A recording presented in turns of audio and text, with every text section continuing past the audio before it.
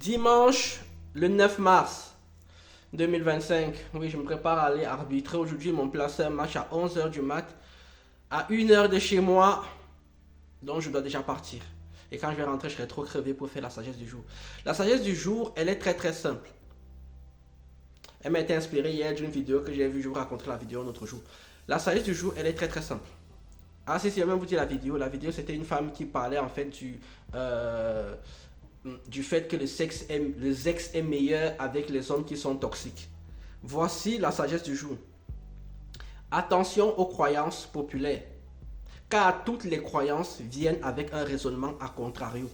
Je répète, attention aux croyances populaires, car toutes les croyances viennent avec un raisonnement à contrario. Il y a quelque temps, je vous ai parlé en fait du raisonnement de l'opposé, c'est-à-dire en fait que si quelque chose existe, son opposé existe. C'était pour faire comprendre aux gens que l'homosexualité n'est pas une maladie et que ce n'est pas si grave que ça. S'il y a les hétéros, il y a les homos. S'il y a la lumière, il y a l'obscurité. On ne devient pas gay, on est gay. C'est-à-dire en fait que moi je suis né hétéro, peu importe ce qu'un garçon pourra faire, il ne va jamais pouvoir. Donc s'il est gay, c'est bien pour lui. Moi ça me dérange même pas. Il peut même s'asseoir à côté de moi, mettre sa tête sur mon épaule, il n'y aura rien qui va se passer. Rien du tout.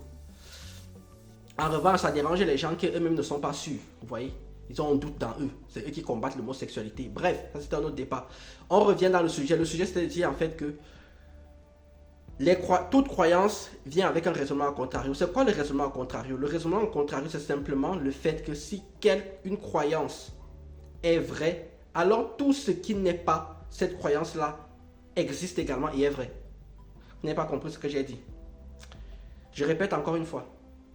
Lorsque vous pensez que quelque chose est d'une manière, tout ce qui n'est pas de cette manière-là est également existant dans votre tête. Je vais donner un exemple comme ça plus clair. La plupart des femmes, depuis toute petite, on leur dit que les hommes sont des porcs, simplement. Que la plupart des hommes sont des porcs, que la plupart des hommes sont malhonnêtes, que la plupart des hommes sont malveillants et tout ça. Qu'est-ce que ça veut dire? Ça veut dire en fait que tout ce qui n'est pas un porc n'est pas un homme. Raisonnement à contrario. Aussi simple que ça. Si tous les hommes sont des porcs, alors tout ce qui n'est pas un porc n'est pas un homme. C'est aussi simple que ça. C'est pour ça que je dis qu'il faut faire attention aux croyances. Vous comprenez donc que si depuis toute petite, vous avez 10, 11, 12, 13, 14 ans, on vous dit que tous les hommes sont des porcs, donc forcément, vous allez interpréter que tous les hommes qui ne sont pas des porcs ne sont pas des hommes, dont râteau, friendzone et tout ce qui va avec. De la même manière que la croyance populaire qui est de penser que le sexe n'est bon qu'avec les hommes qui sont toxiques, ça veut dire que si tu n'es pas un homme toxique, alors le sexe n'est pas bon avec toi. Le problème de cette croyance, c'est que ça met les femmes dans une condition qui est qu'elles finissent par se dire que c'est vrai. Et au final, ça finit par être vrai. Parce que quand une femme se met avec un homme toxique, elle finit par se dire qu'elle va avoir toutes les émotions dont elle a besoin et que le sexe sera bon. Et forcément, c'est bon parce qu'elle s'est conditionnée à ça. C'est beaucoup plus tard qu'elle comprendra que, mais attends, moi je suis en train d'avaler un poison depuis un moment et que ce n'était pas vrai. Et maintenant, donc, quand ce n'est pas vrai, on ne voit pas beaucoup de femmes venir combattre ces idées-là. C'est pour ça que les hommes, on est obligé de les combattre. Parce qu'on ne voit pas beaucoup de femmes aussi non plus venir dire oui, mais le sexe est meilleur et les hommes gentils. Vous n'entendrez jamais ça.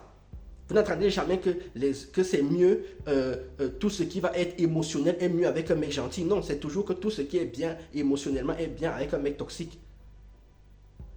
C'est donc ce que je voulais dire. C'est que attention aux croyances, car toutes les croyances viennent avec un raisonnement à contrario. Moralité les mecs, soyez des bâtards. Sur ce, tchuss.